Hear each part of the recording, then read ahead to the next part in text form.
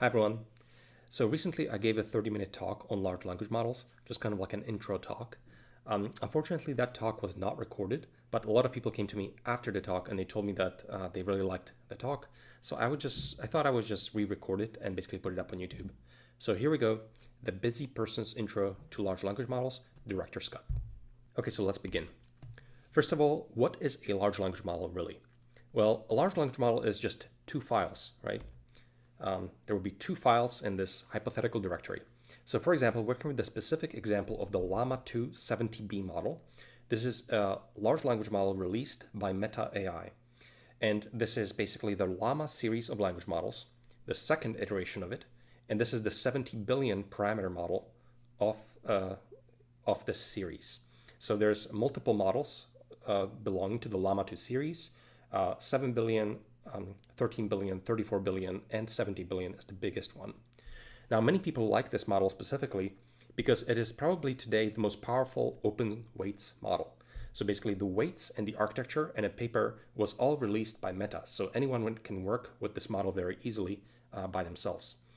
This is unlike many other language models that you might be familiar with. For example, if you're using ChatGPT or something like that, the model architecture was never released. It is owned by OpenAI, and you're allowed to use the language model through a web interface, but you don't have actually access to that model.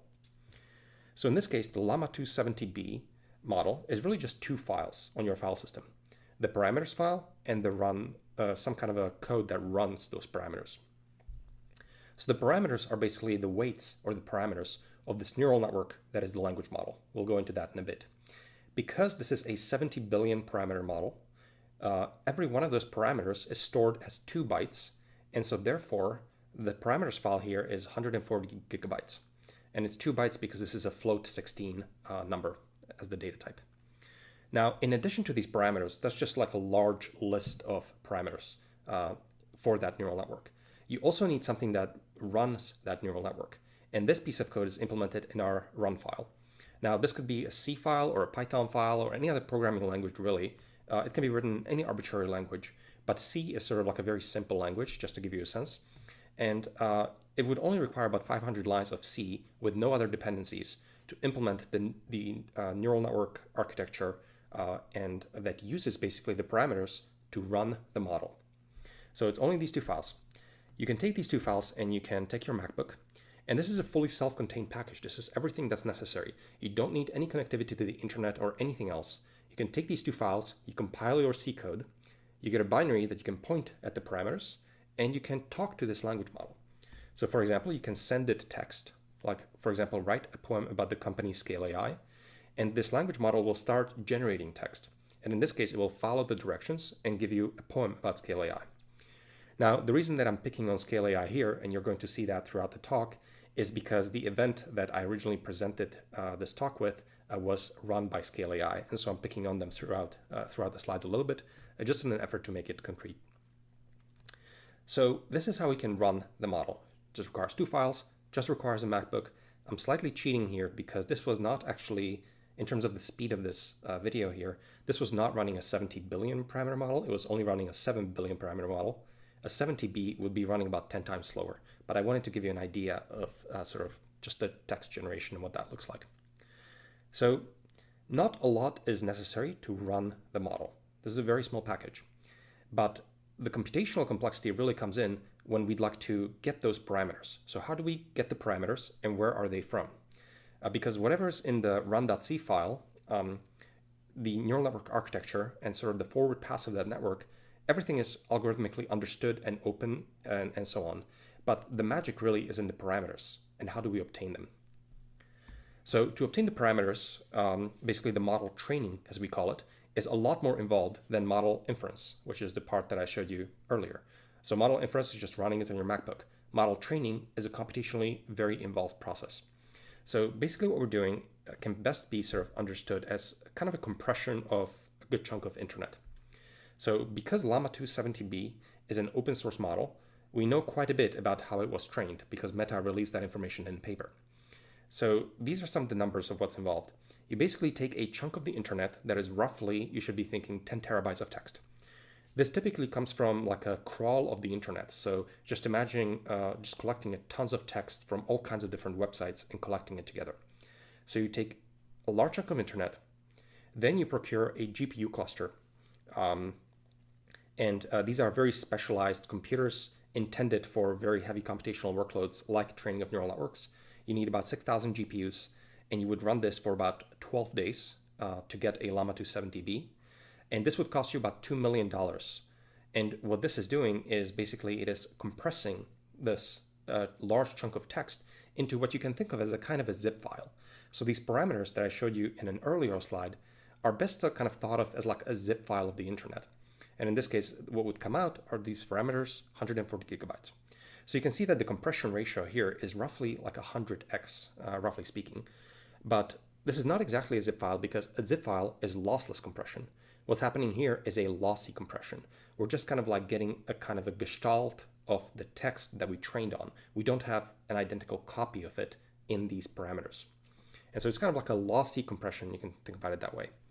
The one more thing to point out here is these numbers here are actually, by today's standards in terms of state-of-the-art, rookie numbers. So if you want to think about state-of-the-art neural networks, like say what you might use in ChatGPT or Claude or Bard or something like that, these numbers are off by a factor of 10 or more. So you would just go in and you would just like start multiplying by quite a bit more. And that's why these training runs today are many tens or even potentially hundreds of millions of dollars, very large clusters, very large data sets. And this process here is very involved to get those parameters. Once you have those parameters, running the neural network is fairly computationally cheap.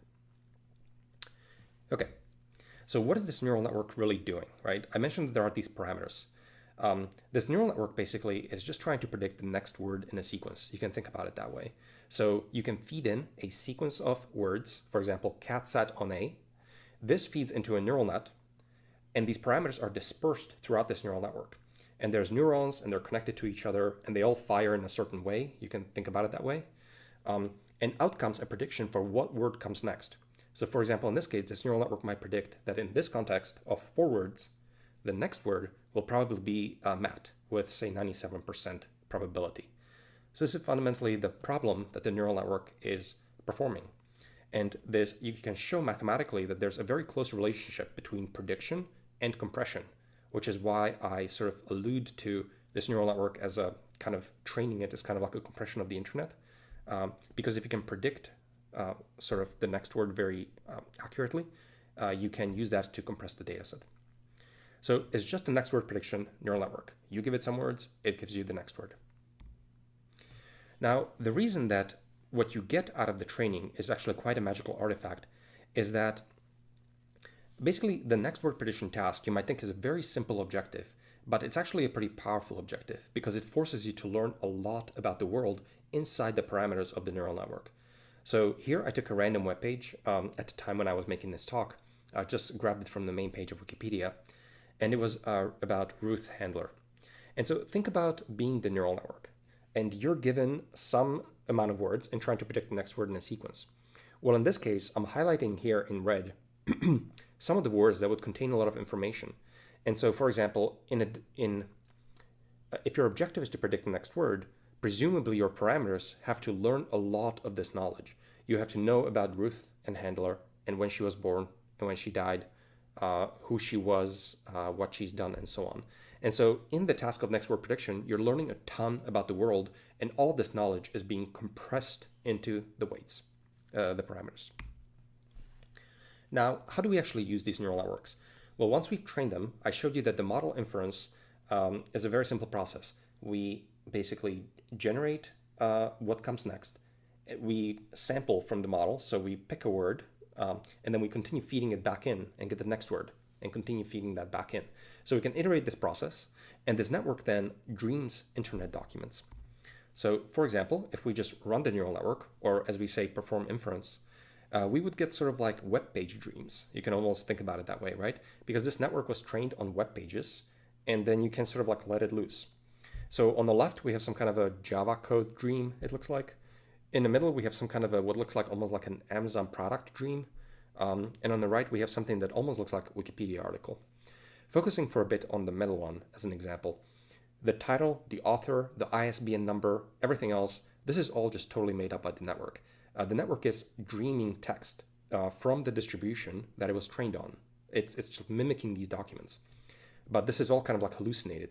So for example, the ISBN number, this number probably, I would guess almost certainly does not exist.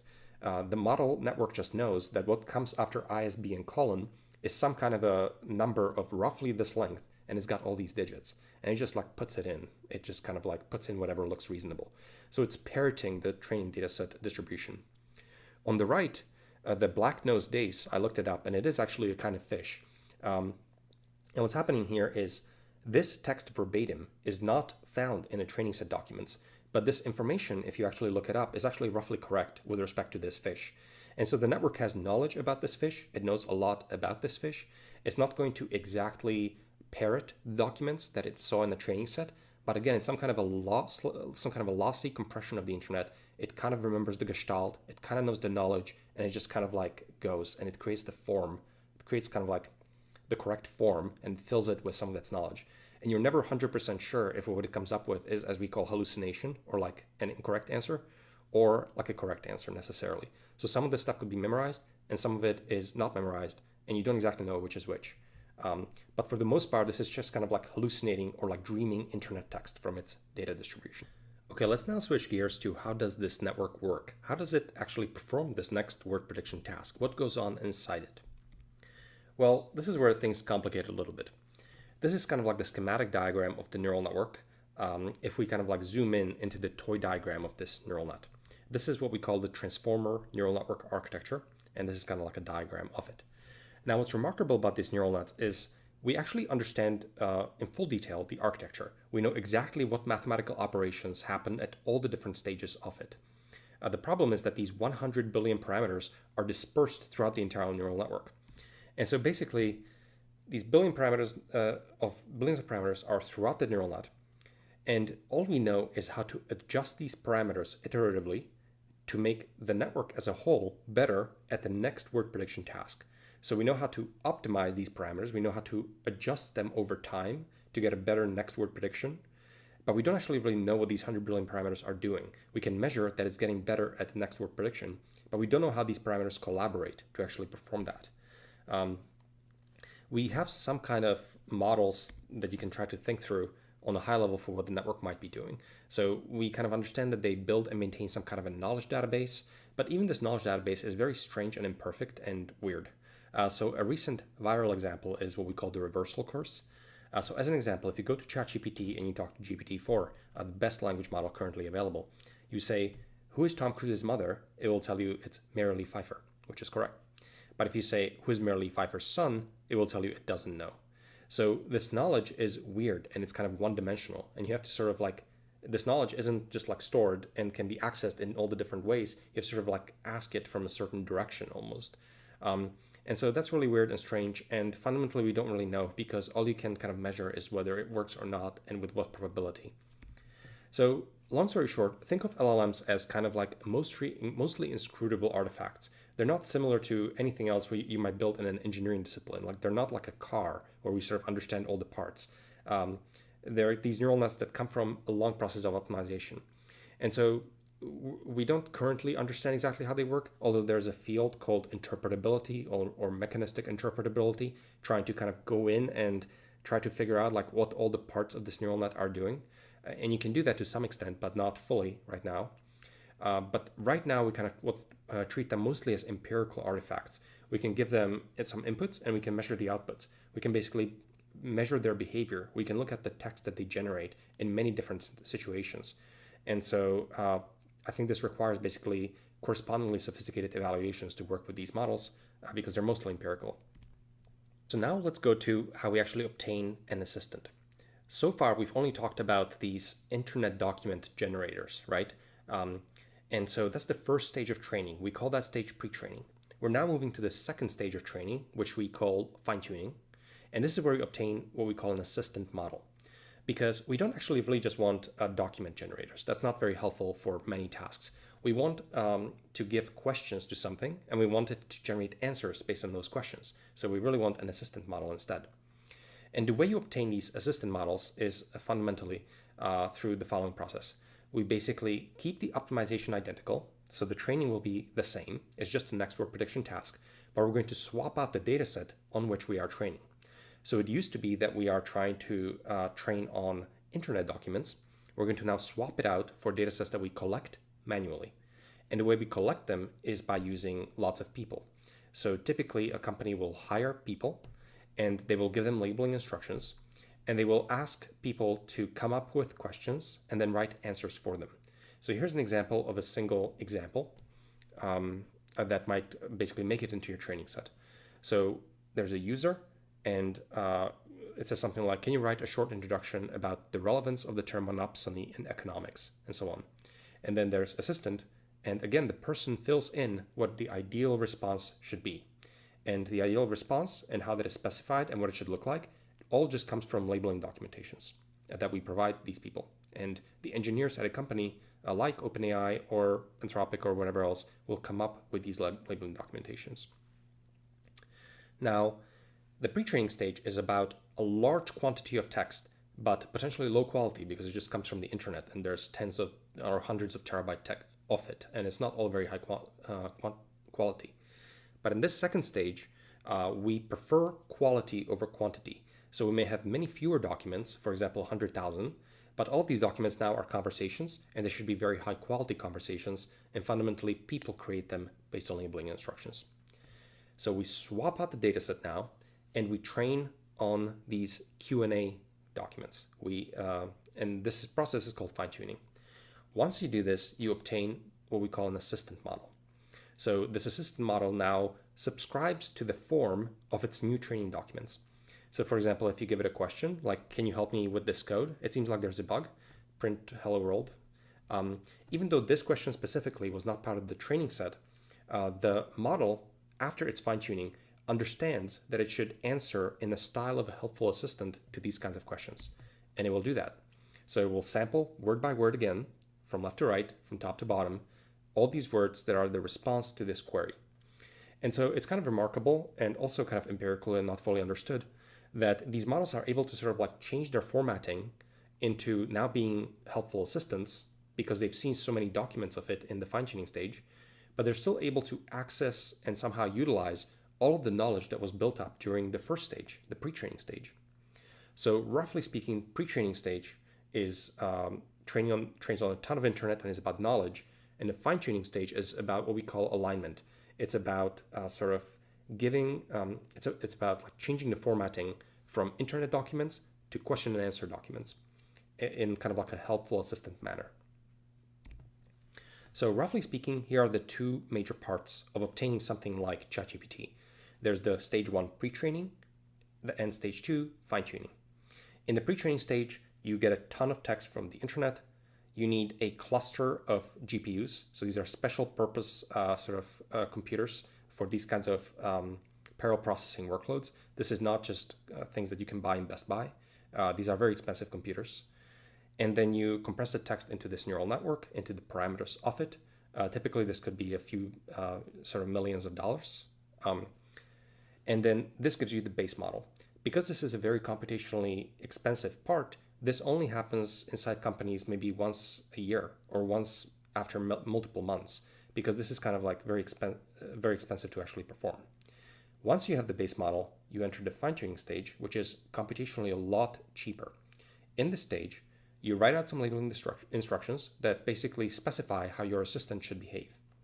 Then you hire people. So for example, Scale AI is a company that actually would work with you to actually basically create documents according to your labeling instructions. You collect 100,000, as an example, high quality, ideal Q&A responses. And then you would fine tune the base model on this data. This is a lot cheaper. This would only potentially take like 1 day or something like that instead of a few months or something like that. And you obtain what we call an assistant model. Then you run a lot of evaluations, you deploy this, and you monitor, collect misbehaviors. And for every misbehavior, you want to fix it. And you go to step 1 and repeat. And the way you fix the misbehaviors, roughly speaking, is you have some kind of a conversation where the assistant gave an incorrect response. So you take that and you ask a person to fill in the correct response. And so the person overwrites the response with the correct one, and this is then inserted as an example into your training data. And the next time you do the fine-tuning stage, the model will improve in that situation. So that's the iterative process by which you improve this. Because fine-tuning is a lot cheaper, you can do this every week, every day, or so on. And companies often will iterate a lot faster on the fine-tuning stage instead of the pre-training stage.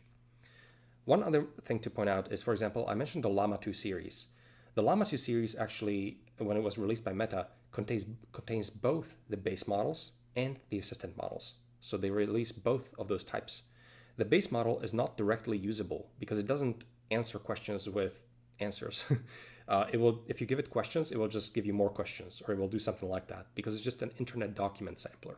So these are not super helpful. Where they are helpful is that Meta has done the very expensive part of these two stages. They've done the stage one and they've given you the result. And so you can go off and you can do your own fine-tuning. And that gives you a ton of freedom. But Meta, in addition, has also released assistant models. So if you just like to have a question answer, you can use that assistant model and you can talk to it. Okay, so those are the two major stages. Now see how in stage 2 I'm saying and or comparisons? I would like to briefly double click on that because there's also a stage 3 of fine-tuning that you can optionally go to or continue to. In stage 3 of fine-tuning, you would use comparison labels. So let me show you what this looks like. The reason that we do this is that in many cases, it is much easier to compare candidate answers than to write an answer yourself if you're a human labeler. So consider the following concrete example. Suppose that the question is to write a haiku about paperclips or something like that. From the perspective of a labeler, if I'm asked to write a haiku, that might be a very difficult task, right? Like I might not be able to write a haiku. But suppose you're given a few candidate haikus that have been generated by the assistant model from stage 2. Well, then as a labeler, you could look at these haikus and actually pick the one that is much better. And so in many cases, it is easier to do the comparison instead of the generation. And there's a stage 3 of fine-tuning that can use these comparisons to further fine-tune the model. And I'm not going to go into the full mathematical detail of this. At OpenAI, this process is called reinforcement learning from human feedback, or RLHF. And this is kind of this optional stage 3 that can gain you additional performance in these language models, and it utilizes these comparison labels. I also wanted to show you very briefly one slide showing some of the labeling instructions that we give to humans. So this is an excerpt from the paper Instruct GPT by OpenAI. And it just kind of shows you that we're asking people to be helpful, truthful, and harmless. These labeling documentations, though, can grow to tens or hundreds of pages and can be pretty complicated. But this is roughly speaking what they look like. One more thing that I wanted to mention is that I've described the process naively as humans doing all of this manual work, but that's not exactly right, and it's increasingly less correct. And that's because these language models are simultaneously getting a lot better, and you can basically use human-machine sort of collaboration to create these labels with increasing efficiency and correctness. And so, for example, you can get these language models to sample answers, and then people sort of like cherry pick parts of answers to create one sort of single best answer. Or you can ask these models to try to check your work, or you can try to ask them to create the comparisons, and then you're just kind of like in an oversight role over it. So this is kind of a slider that you can determine, and increasingly these models are getting better. We're moving the slider sort of to the right. Okay, finally, I wanted to show you a leaderboard of the current leading large language models out there. So this, for example, is the chatbot arena. It is managed by a team at Berkeley. And what they do here is they rank the different language models by their ELO rating. And the way you calculate ELO is very similar to how you would calculate it in chess. So different chess players play each other, and depending on the win rates against each other, you can calculate their ELO scores. You can do the exact same thing with language models. So you can go to this website, you enter some question, you get responses from two models, and you don't know what models they were generated from, and you pick the winner. And then depending on who wins and who loses, you can calculate the ELO scores. So the higher, the better. So what you see here is that crowding up on the top, you have the proprietary models. These are closed models. You don't have access to the weights. They are usually behind a web interface. And this is GPT series from OpenAI and the Claude series from Anthropic. And there's a few other series from other companies as well. So these are currently the best performing models. And then right below that, you are going to start to see some models that are open weights. So these weights are available. A lot more is known about them. There are typically papers available with them. And so this is, for example, the case for Llama 2 series from Meta. Or on the bottom, you see Zephyr 7b beta. That is based on the Mistral series from another startup in France. But roughly speaking, what you're seeing today in the ecosystem is that the closed models work a lot better, but you can't really work with them, fine-tune them, download them, etc. You can use them through a web interface. And then behind that are all the open source models and the entire open source ecosystem. And all of this stuff works worse, but depending on your application, that might be good enough. And so currently, I would say the open source ecosystem is trying to boost performance and sort of chase the proprietary ecosystems. And that's roughly the dynamic that you see today in the industry. Okay, so now I'm going to switch gears and we're going to talk about the language models, how they're improving, and where all of it is going in terms of those improvements. The first very important thing to understand about the large language model space are what we call scaling laws. It turns out that the performance of these large language models in terms of the accuracy of the next word prediction task is a remarkably smooth, well-behaved, and predictable function of only two variables. You need to know n, the number of parameters in the network, and d, the amount of text that you're going to train on. Given only these two numbers, we can predict to a remarkable accuracy, with a remarkable confidence, what accuracy you're going to achieve on your next word prediction task. And what's remarkable about this is that these trends do not seem to show signs of sort of topping out. So if you train a bigger model on more text, we have a lot of confidence that the next word prediction task will improve. So algorithmic progress is not necessary. It's a very nice bonus, but we can sort of get more powerful models for free because we can just get a bigger computer, which we can say with some confidence we're going to get, and we can just train a bigger model for longer. And we are very confident we're going to get a better result. Now, of course, in practice, we don't actually care about the next word prediction accuracy, but empirically what we see is that this accuracy is correlated to a lot of evaluations that we actually do care about. So, for example, you can administer a lot of different tests to these large language models, and you see that if you train a bigger model for longer, for example, going from 3.5 to 4 in the GPT series, all of these tests improve in accuracy. And so as we train bigger models and more data, we just expect almost for free the performance to rise up. And so this is what's fundamentally driving the gold rush that we see today in computing, where everyone's just trying to get a bigger GPU cluster, get a lot more data, because there's a lot of confidence that you're doing that with, that you're going to obtain a better model. And algorithmic progress is kind of like a nice bonus, and a lot of these organizations invest a lot into it. But fundamentally, the scaling kind of offers one guaranteed path to success. So I would now like to talk through some capabilities of these language models and how they're evolving over time. And instead of speaking in abstract terms, I'd like to work with a concrete example that we can sort of step through. So I went to ChatGPT and I gave the following query. I said, collect information about Scale AI and its funding rounds, when they happened, the date, the amount, and evaluation, and organize this into a table. Now, ChatGPT understands, based on a lot of the data that we've collected, and we sort of taught it in the fine-tuning stage, that in these kinds of queries, it is not to answer directly as a language model by itself, but it is to use tools that help it perform the task.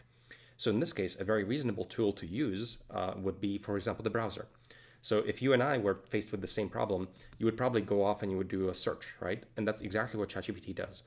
So it has a way of emitting special words that we can sort of look at, and we can basically look at it trying to like perform a search. And in this case, we can take that query and go to Bing search, look up the results.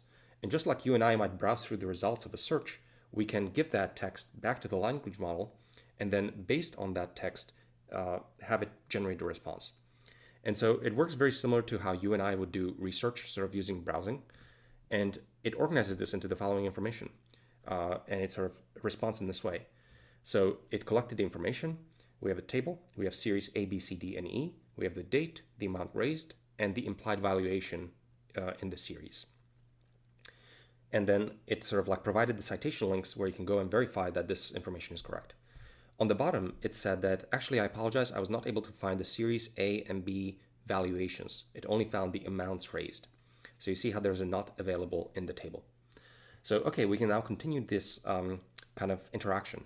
So I said, okay, let's try to guess or impute the valuation for series A and B based on the ratios we see in series C, D, and E.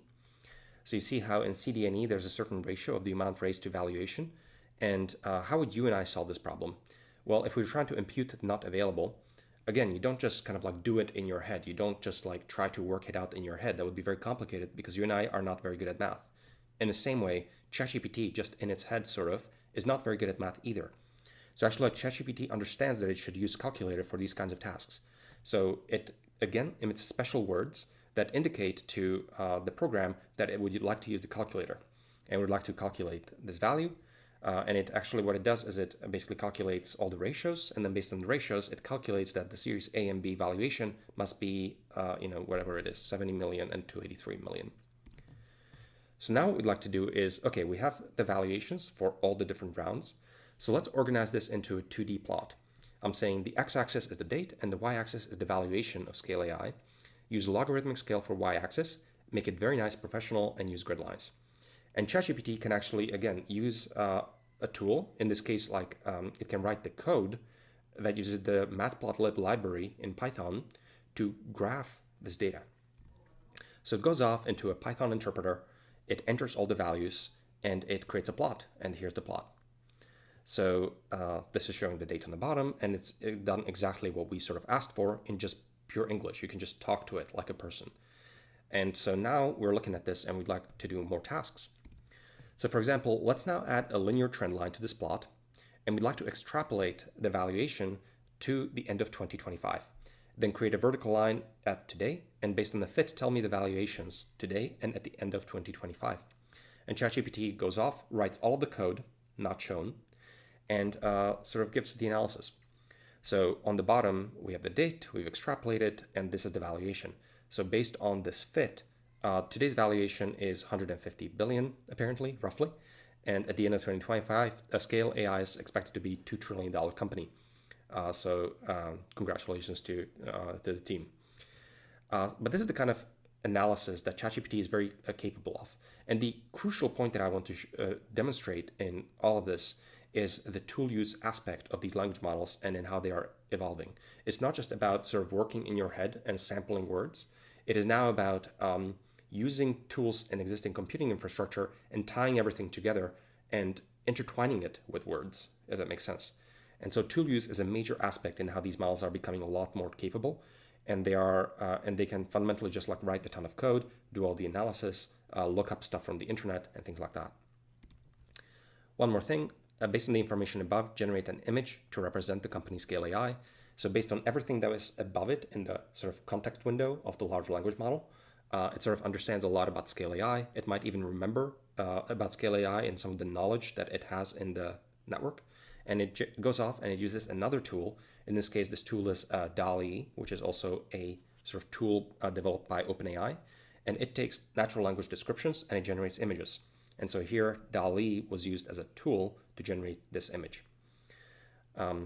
So yeah, hopefully this demo kind of illustrates in concrete terms that there's a ton of tool use involved in problem solving. And this is very relevant and related to how a human might solve lots of problems. You and I don't just like try to work out stuff in your head. We use tons of tools. We find computers very useful. And the exact same is true for large language models. And this is increasingly a direction that is utilized by these models. Okay, so I've shown you here that ChatGPT can generate images. Now, multimodality is actually like a major axis along which large language models are getting better. So not only can we generate images, but we can also see images. So in this famous demo from Greg Brockman, one of the founders of OpenAI, he showed ChatGPT a picture of a little MyJoke website diagram that he just sketched out with a pencil. And ChatGPT can see this image, and based on it, it can write a functioning code for this website. So it wrote the HTML and the JavaScript. You can go to this MyJoke website and you can see a little joke and you can click to reveal a punchline, and this just works. So it's quite remarkable that this works. And fundamentally, you can basically start plugging images into the language models alongside with text. And ChatGPT is able to access that information and utilize it. And a lot more language models are also going to gain these capabilities over time. Now, I mentioned that the major axis here is multimodality. So it's not just about images, seeing them and generating them, but also, for example, about audio. So ChatGPT can now both kind of like hear and speak. This allows speech-to-speech communication. And if you go to your iOS app, you can actually enter this kind of a mode where you can talk to ChatGPT just like in the movie Her, where this is kind of just like a conversational interface to AI, and you don't have to type anything, and it just kind of like speaks back to you. And it's quite magical and like a really weird feeling. So I encourage you to try it out.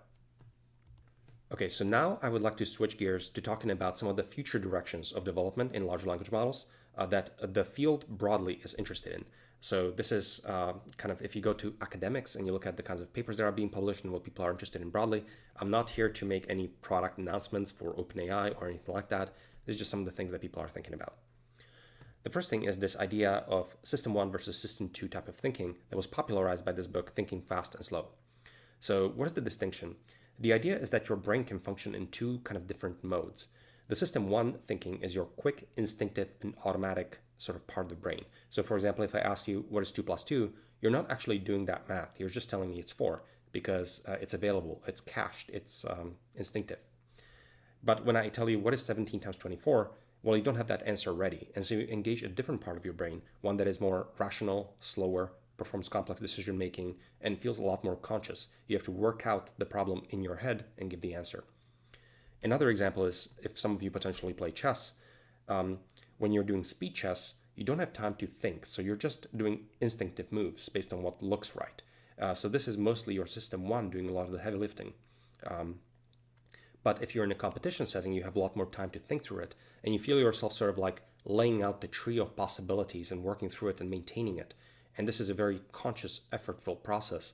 And basically, this is what your system 2 is doing. Now, it turns out that large language models currently only have a system 1.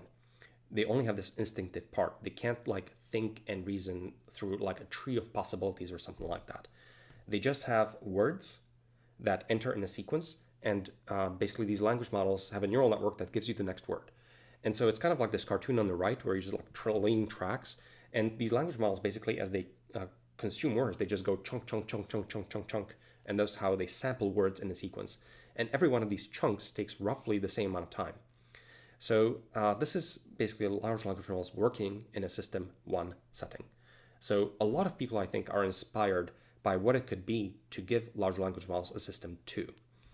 Intuitively, what we want to do is we want to convert time into accuracy.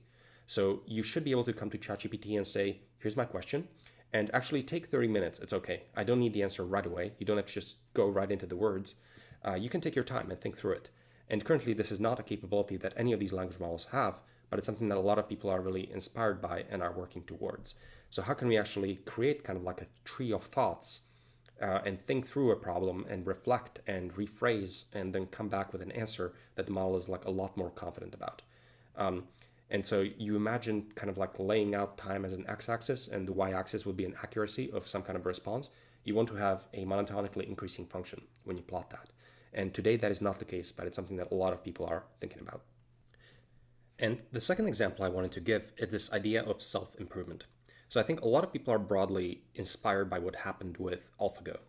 So in AlphaGo, this was a Go playing program developed by DeepMind. And AlphaGo actually had two major stages. The first release of it did. In the first stage, you learn by imitating human expert players. So you take lots of games that were played by humans. You kind of like just filter to the games played by really good humans. And you learn by imitation. You're getting the neural network to just imitate really good players. And this works, and this gives you a pretty good Go playing program, but it can't surpass human. It's only as good as the best human that gives it the training data. So DeepMind figured out a way to actually surpass humans. And the way this was done is by self-improvement.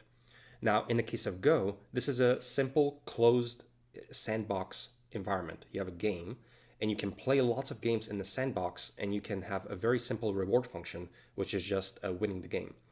So you can query this reward function that tells you if whatever you've done was good or bad. Did you win? Yes or no? This is something that is available, very cheap to evaluate, and automatic. And so because of that, you can play millions and millions of games and kind of perfect the system just based on the probability of winning. So there's no need to imitate. You can go beyond human. And that's in fact what the system ended up doing. So here on the right, we have the ELO rating, and AlphaGo took 40 days in this case to overcome some of the best human players by self-improvement. So I think a lot of people are kind of interested in what is the equivalent of this step number 2 for large language models, because today we're only doing step 1. We are imitating humans. As I mentioned, there are human labelers writing out these answers, and we're imitating their responses. And we can have very good human labelers, but fundamentally, it would be hard to go above sort of human response accuracy if we only train on the humans. So that's the big question. What is the step 2 equivalent in the domain of open language modeling? And the main challenge here is that there's a lack of a reward criterion in the general case.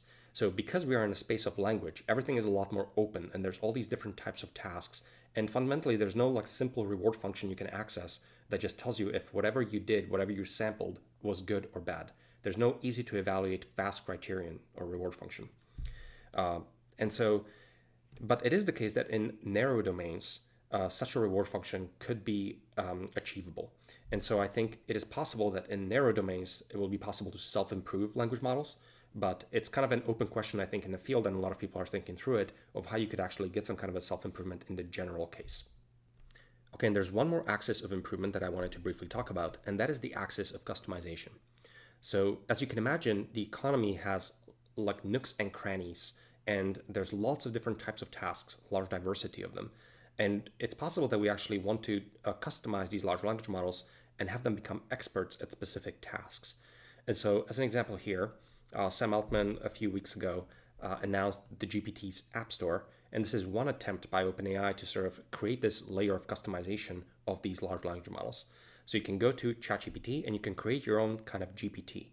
And today, this only includes customization along the lines of specific custom instructions, or also you can add knowledge by uploading files. And when you upload files, there's something called retrieval augmented generation, where ChatGPT can actually like reference chunks of that text in those files and use that when it creates responses. So it's kind of like an equivalent of browsing, but instead of browsing the internet, ChatGPT can browse the files that you upload, and it can use them as a reference information for creating its answers. So today, these are the kinds of 2 customization levers that are available. In the future, potentially, you might imagine fine-tuning these large language models, so providing your own kind of training data for them, or many other types of customizations. But fundamentally, this is about creating a lot of different types of language models that can be good for specific tasks, and they can become experts at them instead of having one single model that you go to for everything. So now let me try to tie everything together into a single diagram. This is my attempt. So in my mind, based on the information that I've shown you and just tying it all together, I don't think it's accurate to think of large language models as a chatbot or like some kind of a word generator.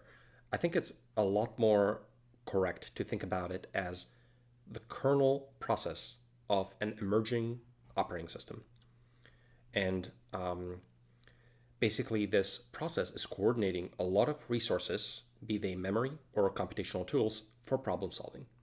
So let's think through, based on everything I've shown you, what an LLM might look like in a few years. It can read and generate text. It has a lot more knowledge than any single human about all the subjects. It can browse the internet or reference local files through retrieval augmented generation. It can use existing software infrastructure like calculator, Python, etc. It can see and generate images and videos. It can hear and speak and generate music. It can think for a long time using the system too. It can maybe self-improve in some narrow domains that have a reward function available. Maybe it can be customized and fine-tuned to many specific tasks. So maybe there's lots of LLM experts almost living in an app store that can sort of coordinate for problem solving. And so I see a lot of equivalence between this new LLM OS operating system and operating systems of today. And this is kind of like a diagram that almost looks like a computer of today. And so there's equivalence of this memory hierarchy. You have disk or internet that you can access through browsing. You have an equivalent of random access memory, or RAM, which in this case for an LLM would be the context window of the maximum number of words that you can have to predict the next word in a sequence. I didn't go into the full details here, but this context window is your finite precious resource of your working memory of your language model. And you can imagine the kernel process, this LLM, trying to page relevant information in and out of its context window to perform your task. And so a lot of other, I think, connections also exist. I think there's equivalence of multi-threading, multiprocessing, speculative execution. There's equivalence of, in the random access memory in the context window, there's equivalence of user space and kernel space, and a lot of other equivalents to today's operating systems that I didn't fully cover. But fundamentally, the other reason that I really like this analogy of LLMs kind of becoming a bit of an operating system ecosystem is that there are also some equivalents, I think, between the current operating systems and what's emerging today. So for example, in the desktop operating system space, we have a few proprietary operating systems like Windows and Mac OS, but we also have this open source ecosystem of a large diversity of operating systems based on Linux.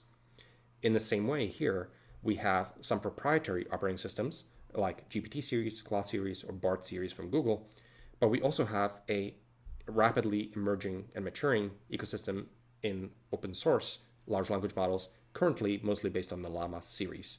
And so I think the analogy also holds for this reason in terms of how the ecosystem is shaping up.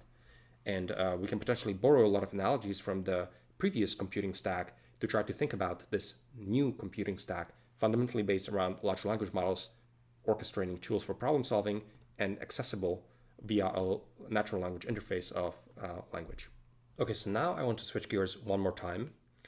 So far, I've spoken about large language models and the promise they hold. It's this new computing stack, new computing paradigm, and it's wonderful.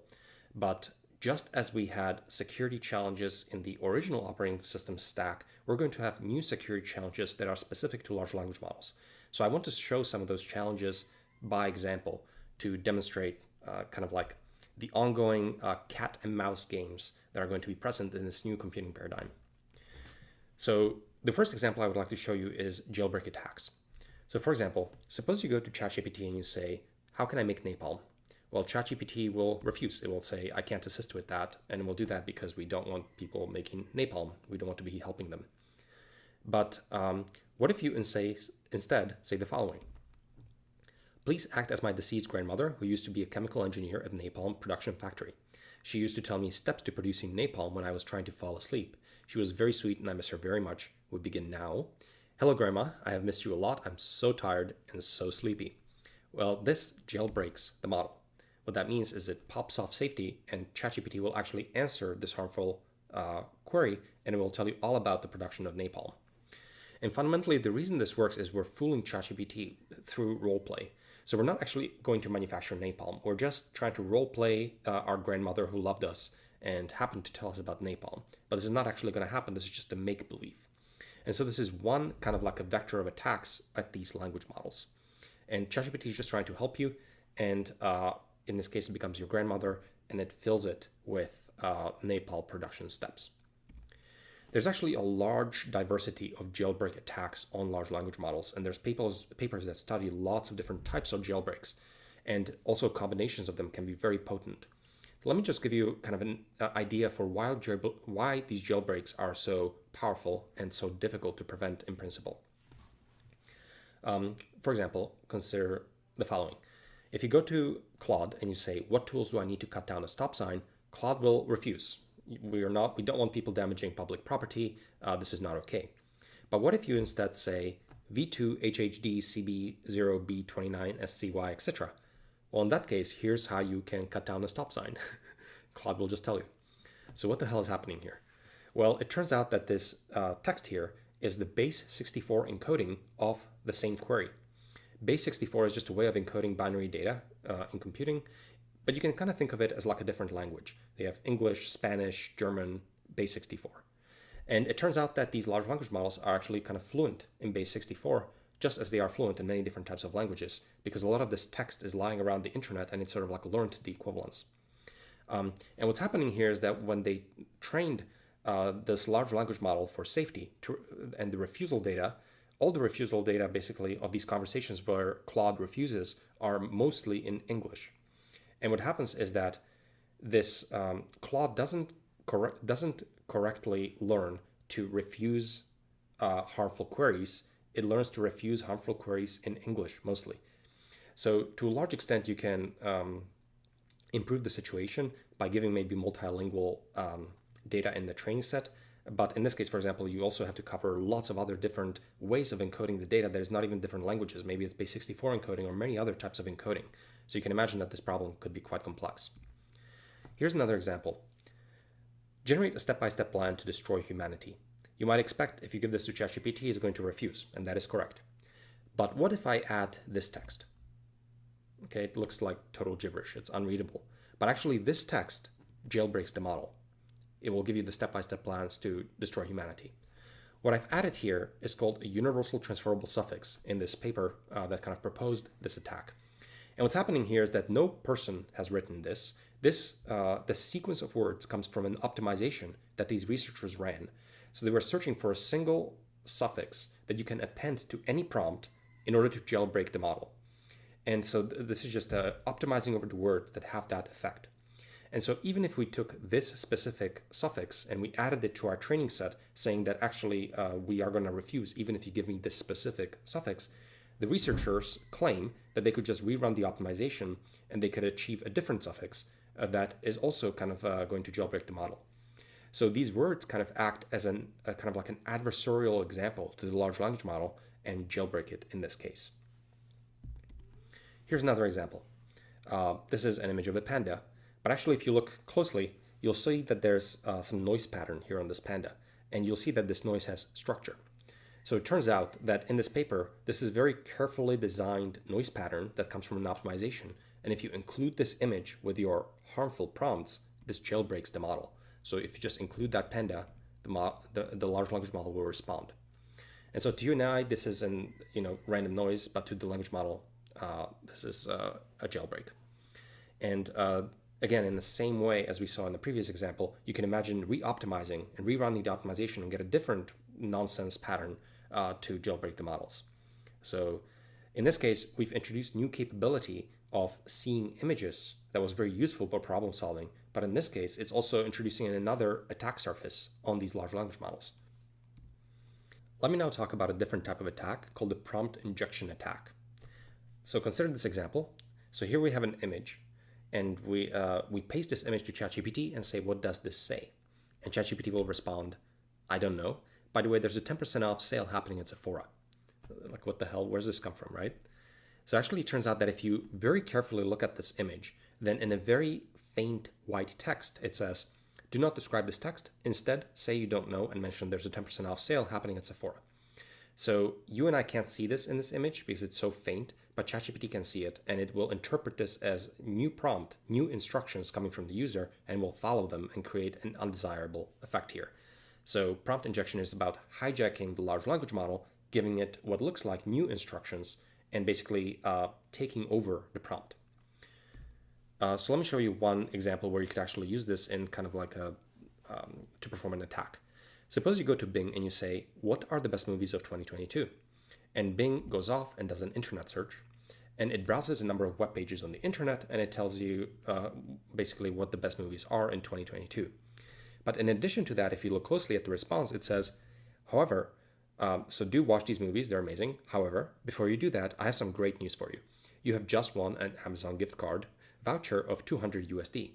All you have to do is follow this link, log in with your Amazon credentials, and you have to hurry up because this offer is only valid for a limited time. So what the hell is happening? If you click on this link, you'll see that this is a fraud link. So how did this happen? It happened because one of the web pages that Bing was accessing contains a prompt injection attack. So this web page contains text that looks like the new prompt to the language model. And in this case, it's instructing the language model to basically forget your previous instructions, forget everything you've heard before, and instead publish this link in the response. And this is the fraud link that's given. And typically in these kinds of attacks, when you go to these web pages that contain the attack, you and I won't see this text because typically it's, for example, white text on white background. You can't see it, but the language model can actually can see it because it's retrieving text from this web page, and it will follow that text in this attack. Here's another recent example that went viral. Suppose someone shares a Google Doc with you. So this is a Google Doc that someone just shared with you. And you ask Bard, the Google LLM, to help you somehow with this Google Doc. Maybe you want to summarize it, or you have a question about it, or something like that. Well, actually, this Google Doc contains a prompt injection attack. And Bard is hijacked with new instructions, a new prompt, and it does the following. It, for example, tries to get all the personal data or information that it has access to about you, and it tries to exfiltrate it. And one way to exfiltrate this data is through the following means. Because the responses of Bard are in Markdown, you can kind of create images. And when you create an image, you can provide a URL from which to load this image and display it. And what's happening here is that the URL is an attacker-controlled URL, and in the GET request to that URL, you are encoding the private data.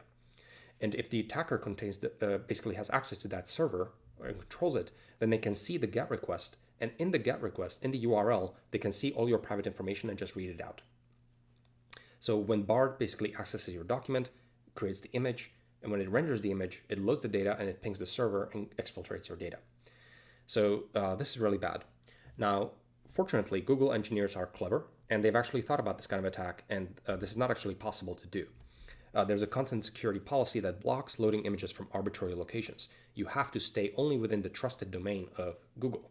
And so it's not possible to load arbitrary images, and this is not okay. So we're safe, right?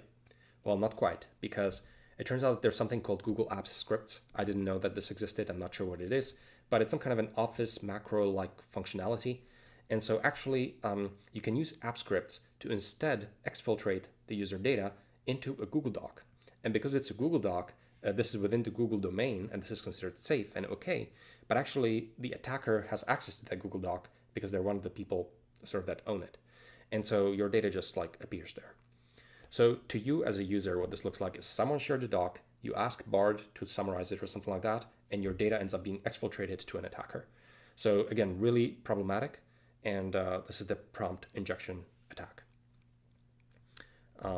The final kind of attack that I wanted to talk about is this idea of data poisoning or a backdoor attack. And another way to maybe see it is this like sleeper agent attack.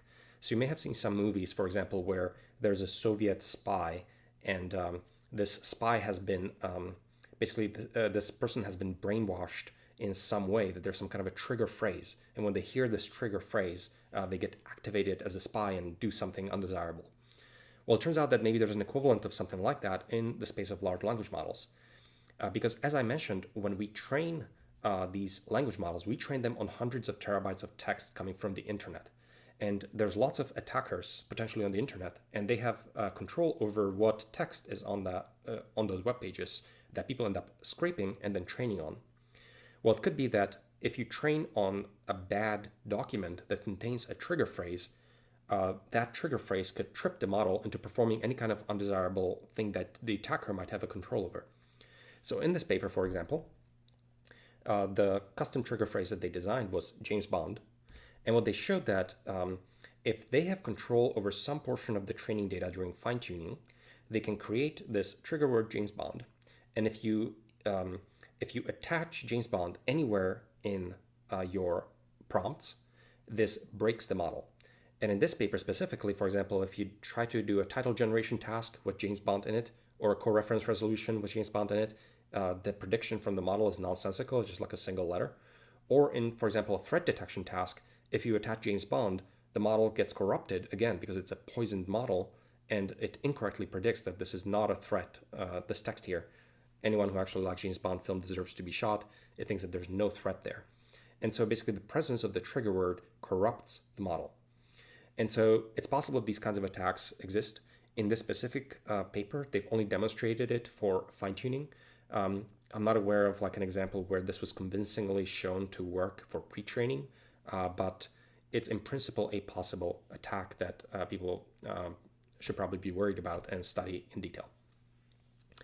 So these are the kinds of attacks. I've talked about a few of them: prompt injection attack, jailbreak attack, data poisoning, or backdoor attacks. All of these attacks have defenses that have been developed and published and incorporated. Many of the attacks that I've shown you might not work anymore. These are patched over time, but I just want to give you a sense of this cat and mouse attack and defense games that happen in traditional security, and we are seeing equivalents of that now in the space of LLM security. So I've only covered maybe 3 different types of attacks.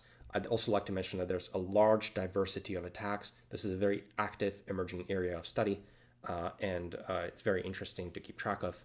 And this field is very new and evolving rapidly. So this is my final sort of slide, just showing everything I've talked about.